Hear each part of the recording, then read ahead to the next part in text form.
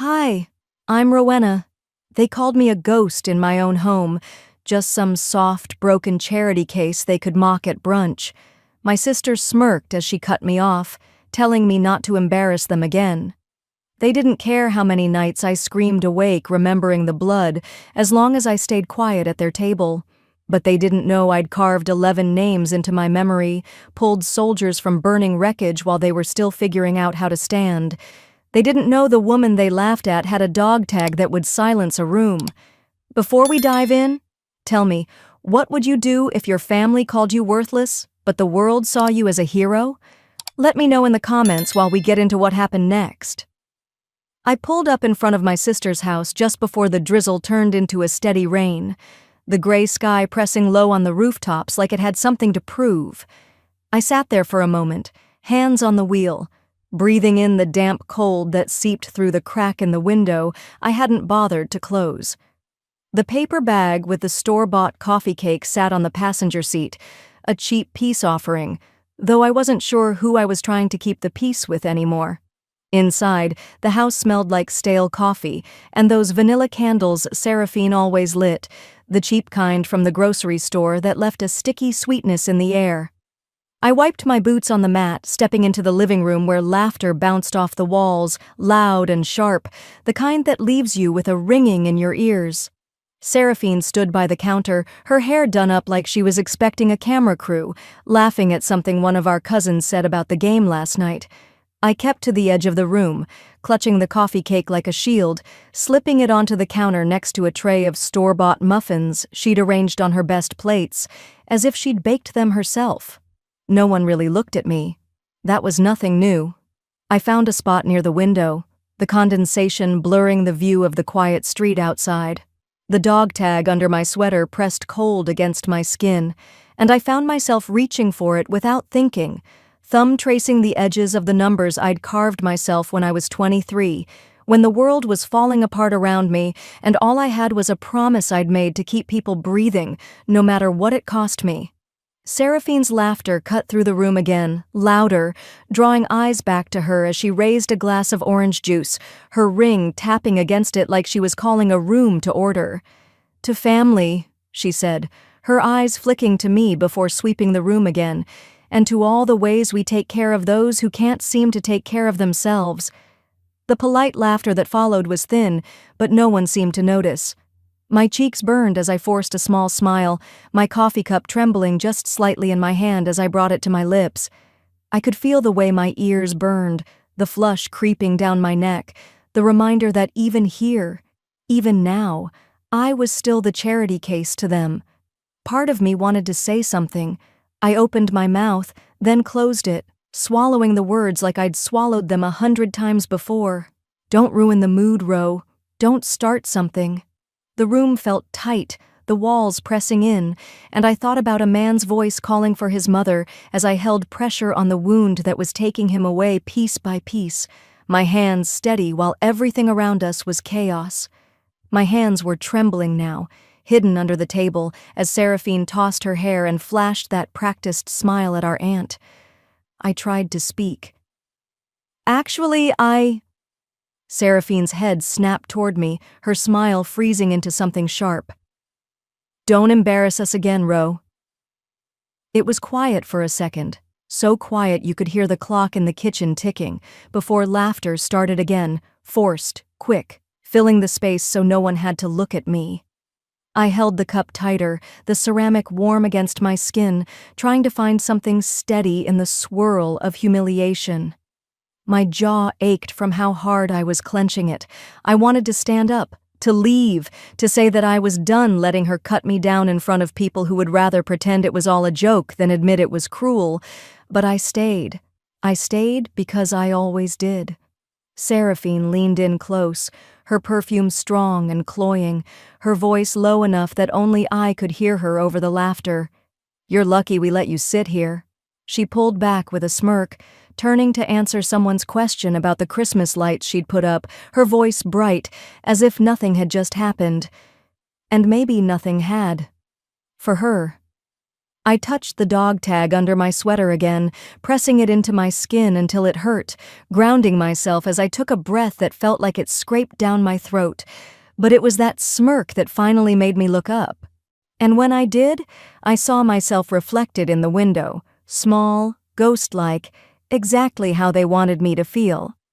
After brunch, I retreated to the small room in the back of the house, the one they let me use when I was between places. That's what they called it, but we all knew it was because it was easier for them to keep tabs on me that way. I set my coffee cup down on the dresser, the clink sounding too loud in the hush of the afternoon, the rain tapping steadily against the glass as if it was reminding me I couldn't run. I sat on the edge of the bed, jacket still on, fingers tugging at the zipper, not ready to let the warmth go. Seraphine's smirk replayed in my mind, the way her lips curled like she was enjoying the moment, the false laughter of the family washing over me like a dirty wave I couldn't get clean from.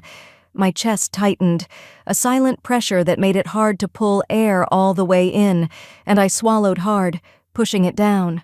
The reflection in the window was hazy, streaks of rain cutting across the glass like the tears I refused to let them see. I saw the slump of my shoulders, the tired in my eyes, the way I seemed to fold in on myself to take up less space, just like they wanted. For a second, I hated that reflection, hated how it looked like I was exactly what they said, soft, fragile, a woman who couldn't even stand up at brunch without getting cut down. I glanced at the nightstand, the dog tag catching a sliver of gray light, the numbers etched into it a quiet reminder that there was a time I was more than the background in someone else's story. I was 23 when I carved those numbers, sitting in the back of a Humvee that smelled like dirt and sweat and fear, reminding myself to remember where I came from and who I needed to be to survive. I traced them with my thumb now, grounding myself in the weight of that metal. A memory surfaced, uninvited. Seraphine on the phone, her voice drifting through the crack in the door one night last winter. "She's like a ghost around here. You barely notice her." She'd laughed, that soft, high laugh she used when she was gossiping with her friends, the one that always seemed to say she was above it all. I remembered how I stood there, the edge of the door digging into my shoulder, waiting for her to say something different, something kind, but it never came. "Maybe that's how they want it," I whispered, the words falling flat in the quiet room. I looked around, taking in the chipped paint on the dresser, the EMT jacket I kept neatly folded on the chair, still smelling faintly of antiseptic and cold winter air. The medals from my certification course were hidden in the drawer, tucked under a stack of old t-shirts, because every time I tried to hang them up, Seraphine would comment about cluttering the house with cheap trinkets. The rain picked up, drumming harder, and I moved to the small bookshelf, pulling out the family album I found shoved behind old cookbooks. I sat cross-legged on the floor, flipping through the plastic-covered pages, searching for proof that I had been there, that I existed in the moments they all called family memories. But the pictures were missing, or worse, I was there in the background, blurry, half turned away, never the focus. One photo had a jagged edge where I knew my face used to be, cut away to make room for a new memory that didn't need me in it. I pressed my finger against the empty space, the cold plastic bending under the pressure, eyes burning but dry. I thought about how I'd stayed, year after year, waiting for them to see me, to notice that I was still here, that I was worth something beyond being the quiet sister who knew how to stay out of the way.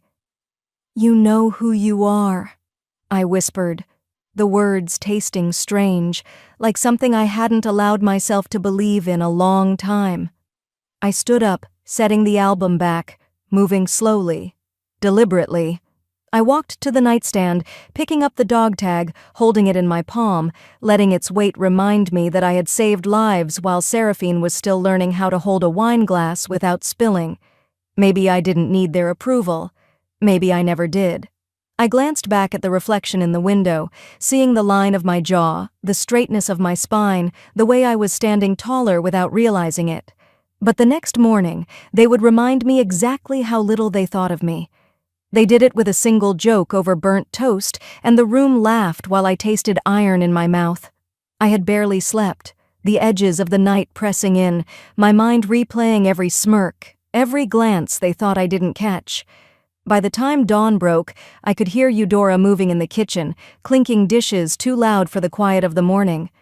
I got up, pulled on a sweater, and stood for a moment, looking at the dog tag on the nightstand before slipping it into my pocket.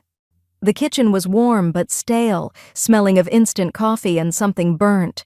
Fog clung to the windows, blurring the world outside. Eudora was fussing with plates, stacking them with a precision that had nothing to do with cleanliness and everything to do with control. Seraphine was perched on a stool, phone in hand, scrolling with that look she wore like a badge, the one that told the world she was too busy, too important to care. I slipped in, quiet, trying not to draw attention, but in a house like this, silence is just another way they see you. "Morning," I said, but it was swallowed by the hiss of the coffee pot.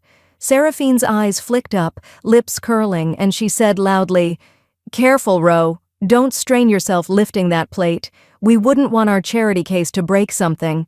Her voice sliced through the room, and the air felt heavy, pressing against my chest. Eudora let out a thin laugh, and Aldrich, seated at the table with a newspaper he wasn't really reading, let out a soft chuckle that was more habit than humor. The laughter was the worst part, that fake bubble of noise meant to cover up the cruelty of the words. My hand trembled as I set the plate down, forcing a small, stiff smile that I knew looked wrong, but I couldn't fix it. In that moment I thought about the weight I had carried, grown men, bloody and broken, lifted out of burning cars, their lives pressed into my hands while I crawled through glass and fire. I remembered the mud, the gunfire, the screams, and here, in this kitchen, I was being mocked for lifting a plate. I swallowed, tasting the bitterness that had nowhere to go. I heard Seraphine's voice in my head, that cold warning she'd given me once, "Don't embarrass us." It had stuck to me like a burr, a reminder that no matter what I did, I would never be enough here. Aldrich cleared his throat, folding his newspaper with a sigh, pretending to check the weather. Seraphine always knew how to handle pressure, even as a kid, not like some people. The words hung there, heavy and pointed, and I didn't need to look around to know they were meant for me. Seraphine sipped her coffee, smirking, and shrugged. "Some people are just built soft, Dad." The quiet that followed was loud. I could hear the tick of the clock on the wall, the slow drip of the coffee pot, the small sounds of a house that pretended it was at peace while it was tearing someone apart piece by piece. I wiped my hands on a dish towel, the fabric rough against my skin, and looked at Seraphine. She was staring at her phone again, pretending I wasn't there, like she always did. My voice came out calm, so quiet I almost didn't recognize it. "Soft doesn't mean weak." She rolled her eyes, letting out a small, dismissive laugh. "Don't start, Ro." The words settled between us, unfinished. I put the towel down and stepped outside, the cold air biting at my skin, clearing the fog from my head even as it left a sting in my lungs. I pulled the dog tag from my pocket, letting it rest in my palm, the cold metal grounding me. The sky was gray, the street empty, the world wrapped in that Oregon winter damp that seeps into your bones. My breath came out in puffs of white, the fog matching the fog in my mind, but there was a spark there now, something sharp that cut through the haze. "They don't even know who I really am," I whispered, the words rising into the cold morning, taken by the breeze. And I realized, standing there on that cracked driveway with the taste of burnt toast still in my mouth, that I was done letting them define me. But they were about to find out, whether they were ready or not. The call came while Seraphine was laughing about a PTA meeting, and it changed everything. I was sitting on the edge of the couch, a lukewarm cup of coffee in my hand, the bitter taste doing nothing to wake me up. Seraphine was perched in the corner of the living room, one leg tucked under her, waving her hand as she told Mom about how she took charge at the last PTA fundraiser, her voice bouncing off the mismatched furniture in the room. The curtains were pulled back just enough to let in the weak afternoon light, rain tapping softly on the glass, as if to remind me I was still here, still breathing in this house that felt too small for the truth I carried. Then the phone rang. It was that sharp old ring that demanded silence in the room, and Mom paused, wiping her hands on her apron before reaching for the receiver. "Hello?" she answered, her voice too sweet, the kind she saved for neighbors and church friends. Her eyes flicked toward me, and I felt a cold prickle on my neck. "Rowena, it's for you." I stood, ignoring Seraphine's curious glance, and took the phone. "Hello? Miss Rowena? This is Captain Ellis from General Monroe's office. We were wondering if you'd be available to assist with the Veteran Outreach event this weekend. PTSD support, you know how it goes." His voice was brisk, no nonsense, the kind I was used to. Before I could answer, Seraphine's voice cut through the air. "Who's calling Ro? Is it the food pantry again, or another charity wanting your time?" I turned away, pressing the phone closer. "Yes, I can help," I managed to say, my voice steady even as my stomach twisted. "Good, we appreciate it," Captain Ellis replied before hanging up. I lowered the phone slowly, turning back to the room.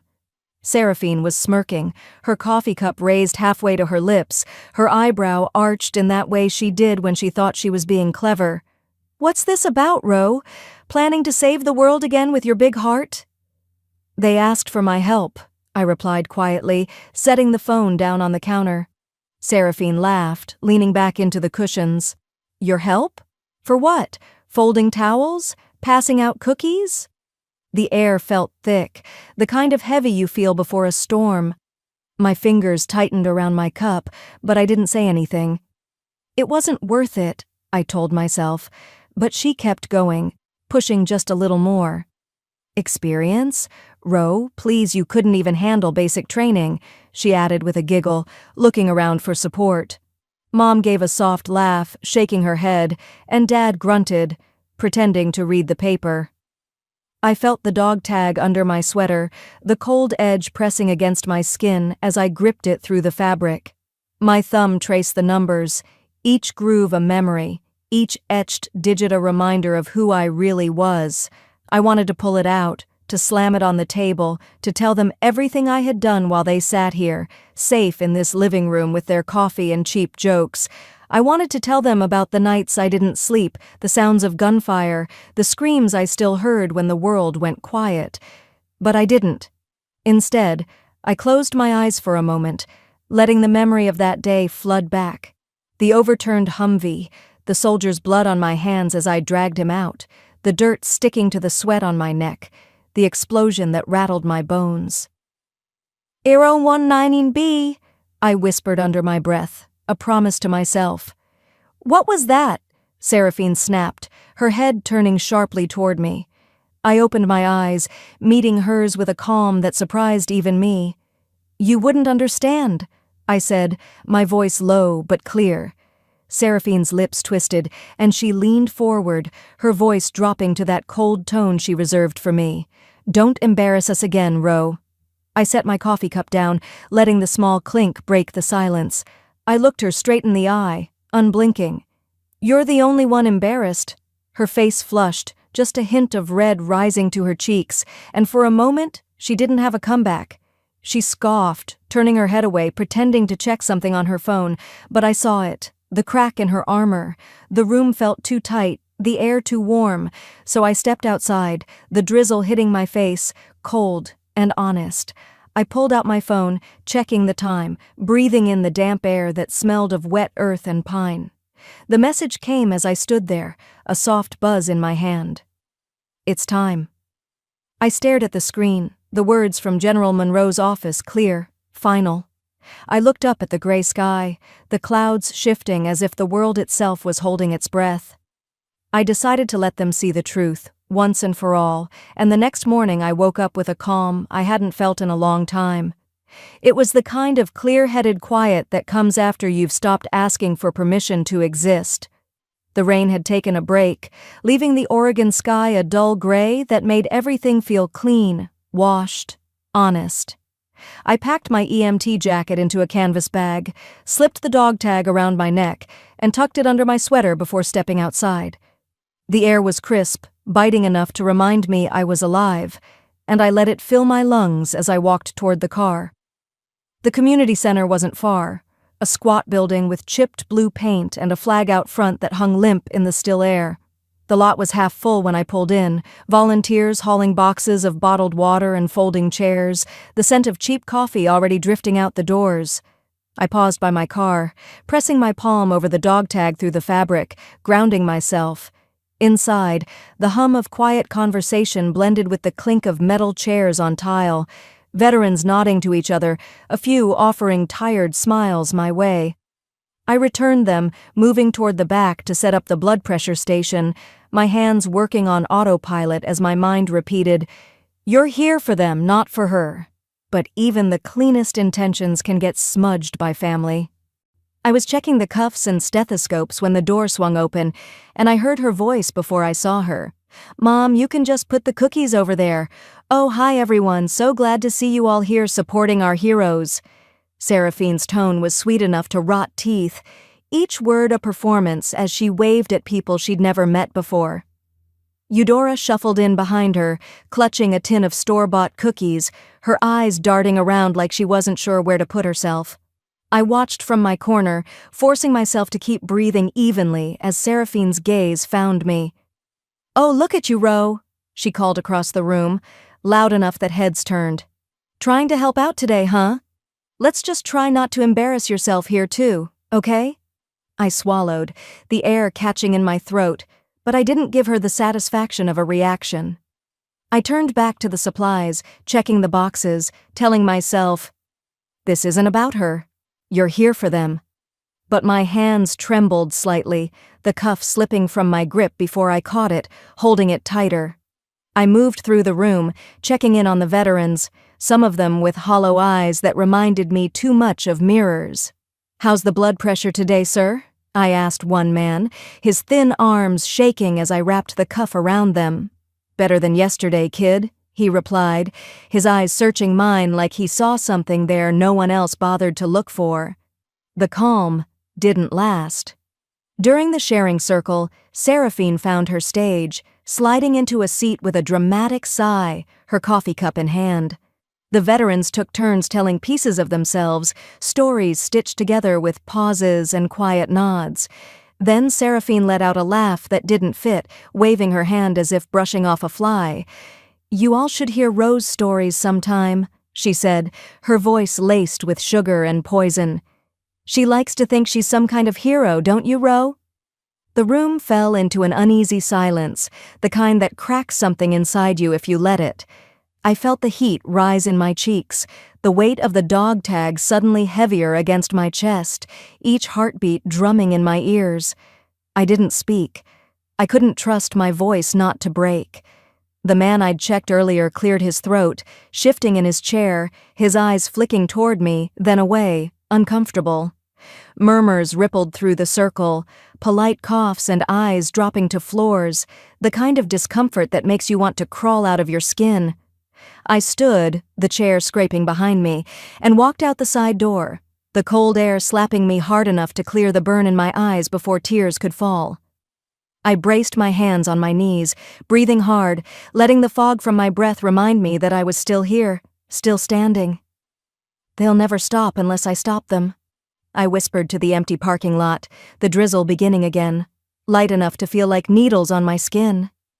I reached under my sweater, pulling the dog tag free, running my thumb over the numbers, the coordinates, the memory of dragging that young soldier out of the mud, blood soaking through my uniform, the sounds of chaos around me, the moment I knew I would do it again, no matter how afraid I was.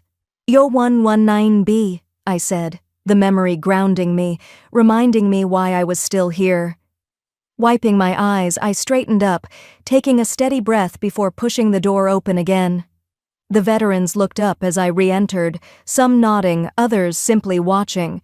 Seraphine was laughing with a couple of the volunteers, her hand resting lightly on Mom's shoulder, acting like she was the savior of the day. I walked up to her, close enough that only she and I could hear.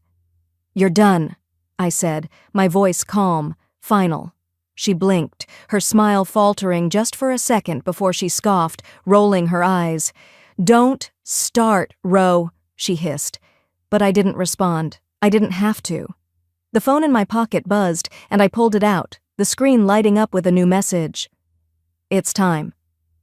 I looked up just as the door opened, and General Monroe stepped inside, his eyes scanning the room until they landed on me, dropping to the dog tag hanging openly now around my neck.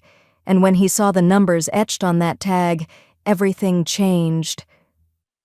General Monroe's eyes went wide as he took the dog tag from my hand, his voice dropping to a whisper that seemed to hush the entire room. The folding chairs creaked as people shifted, the smell of weak coffee mixing with cold air that rushed in from the door still ajar behind him. I could see Seraphine's smirk slip, replaced by a flash of something she wasn't used to wearing: fear. His thumb traced the numbers, the corners of the metal pressing into his calloused skin. "So 1119B, he breathed, like it was a prayer or a curse. His eyes lifted to mine, and for a moment, I wasn't the invisible sister, the charity case, the soft one. I was the medic who carved those numbers after 11 lives clung to me like lifelines under the black rain of mortars. The silence was thick enough to taste, and I let it sit there, refusing to fill it for once. "Who carved these numbers?" he asked, voice rough, eyes glistening.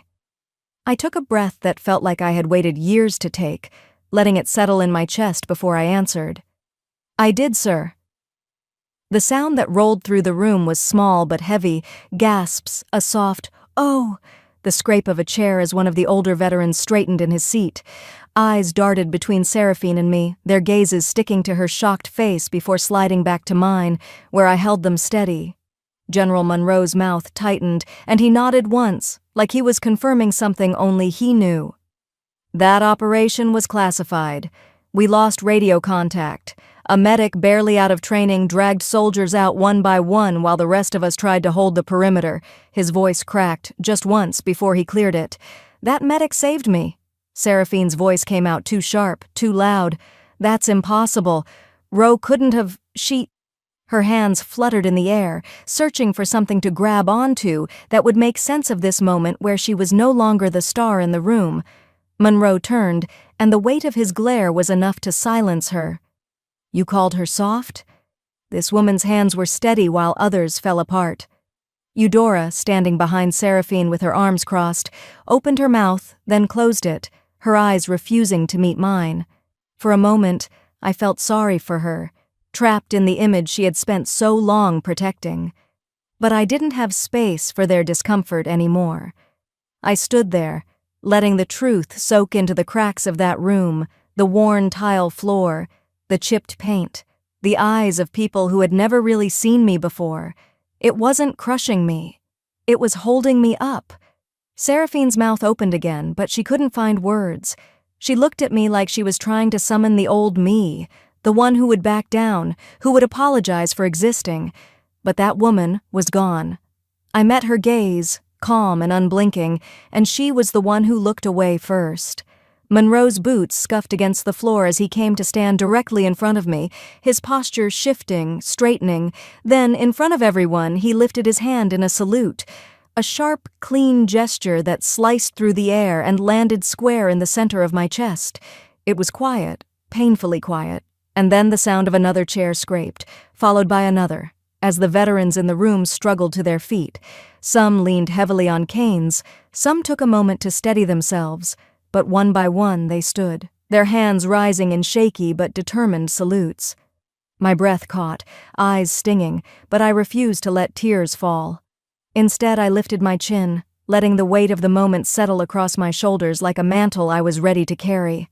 I met Monroe's eyes, then turned slowly to take in every face, every salute, letting it burn into my memory, replacing every moment Seraphine called me worthless, every time Eudora turned away.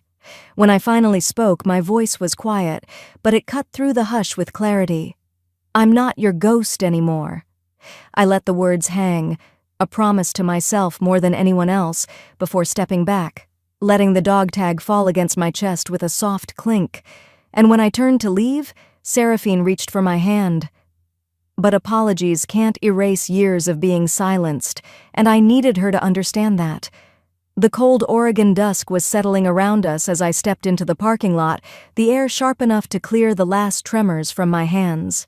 My breath came in visible puffs, matching the fog that rose from the hood of my old pickup as it idled, waiting to take me away from the echoes of that room. The dog tag hung heavy against my chest, grounding me in the truth I had claimed moments before. I heard her boots scuff across the gravel before she called out, "Ro, wait!" Seraphine's voice cracked like ice breaking on the pavement, small and unsteady. I didn't turn immediately, letting the cold seep into my skin, letting it remind me I was alive, I was real, I was not what she tried to make me.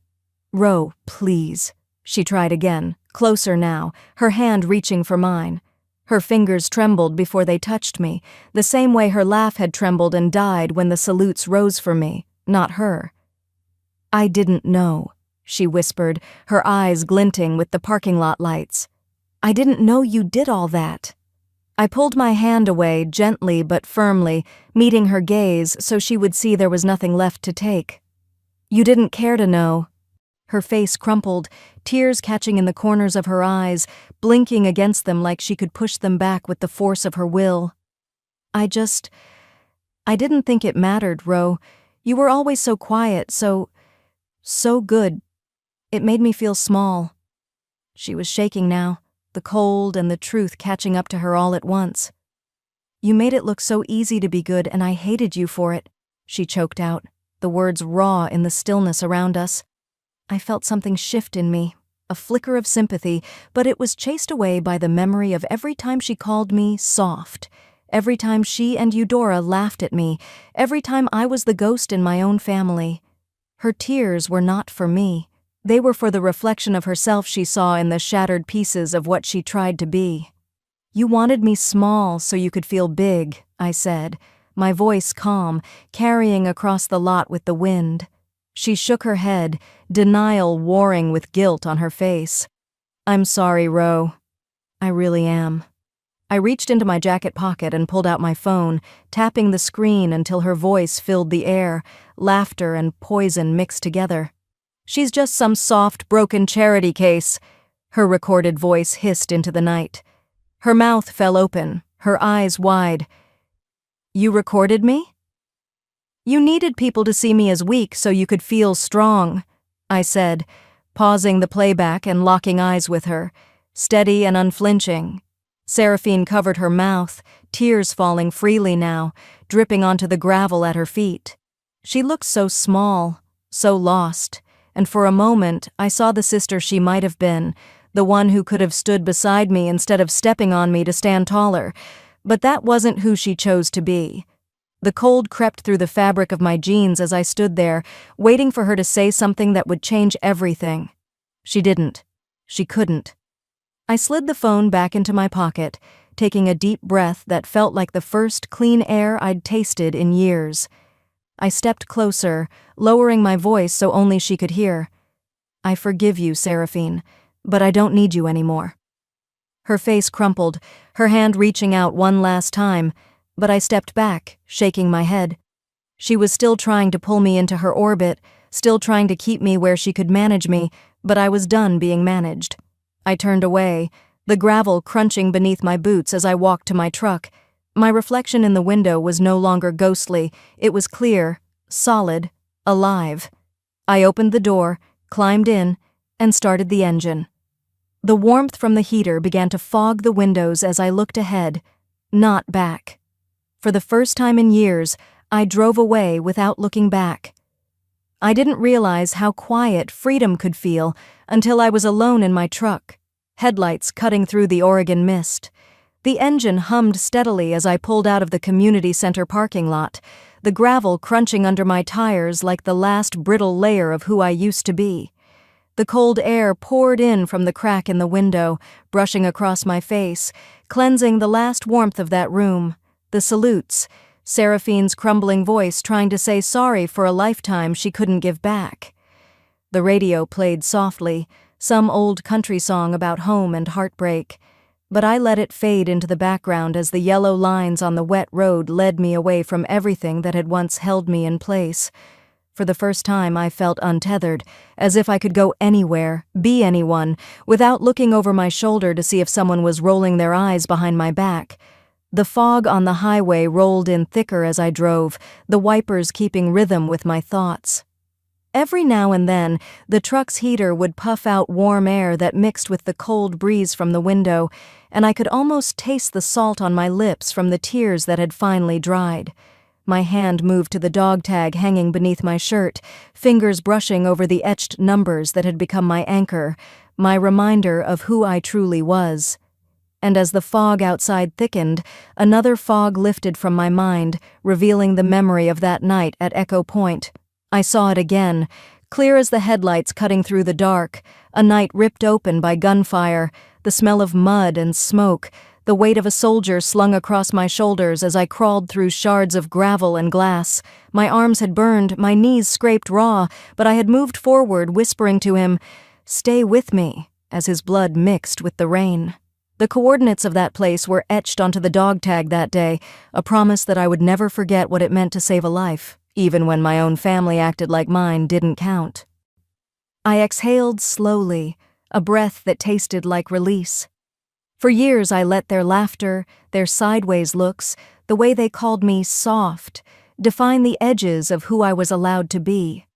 All while hiding the truth of what I had endured, what I had done for strangers who became brothers in the mud, while those who shared my blood turned me into a ghost in my own home.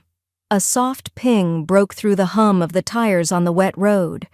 My phone, perched on the console, lit up with a message from General Monroe. "They want you to train our next medical response team, if you're ready." A small laugh slipped past my lips, light and sharp like a sunrise cracking through the night. A tear traced a warm line down my cheek as I pulled over at the next turnout, gravel whispering under the tires as I stopped at an overlook outside Eugene. The city lights below flickered through the mist, like tiny lanterns laid out just for me. I stepped out of the truck, the cold wrapping around me, but it didn't chase me back inside. It felt right, felt earned. I slid my fingers over the dog tag again, closing my eyes, whispering, "Thank you, Mama." My mother's hands had worn this tag before mine, and her strength was woven into every step I took now. I stood there for a while, letting the wind tangle my hair, letting it carry away the last whispers of doubt. Then I pulled out my phone, opening Monroe's message again, and typed back, "I'm ready." Sliding back into the truck, I turned the key, the engine rumbling to life as the headlights cut a path through the darkness ahead. The mist swirled around the beams, parting like a curtain as I eased back onto the road. Time to leave the ghost behind. I walked back into that house, not for them, but to reclaim the last piece of myself they tried to erase. The early morning light drifted through the thin curtains, painting soft stripes across the worn carpet. My boots made a dull sound against the floor as I stepped into the living room, the faint smell of coffee and the cheap vanilla candle Eudora always burned clinging to the air. It was quiet, that heavy hush that comes after a storm, and for a moment I just stood there, breathing it in. Eudora looked up from the kitchen table, a mug trembling slightly in her hand. Seraphine stood behind her, eyes red, mouth opening like she had something rehearsed, but losing the words when she saw me. I raised a hand, palm out, stopping whatever apology was trying to form.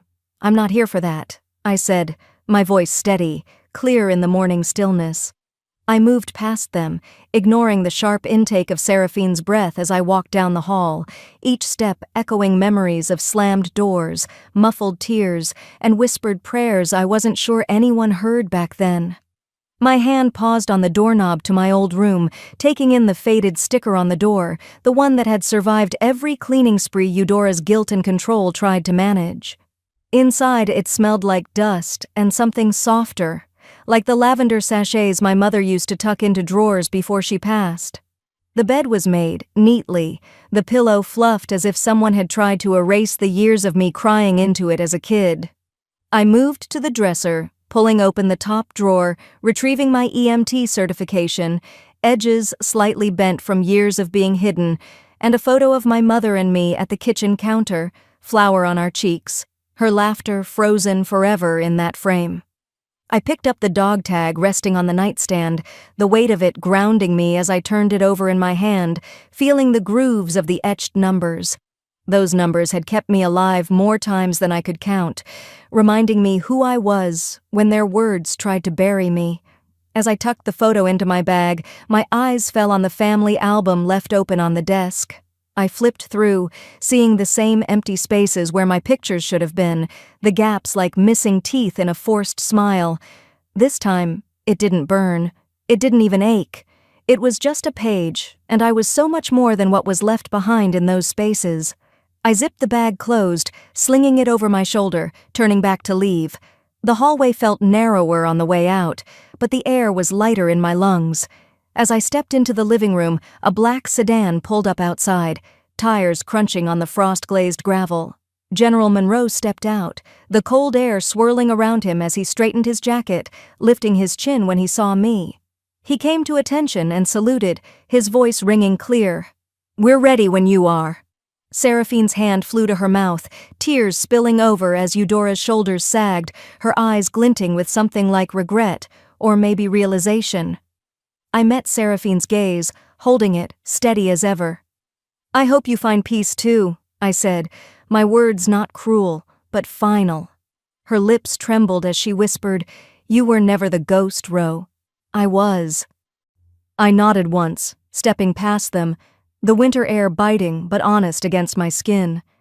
I paused at the doorway, letting the cold wash over me, letting it cleanse the last shadow of doubt they had tried to seed in me.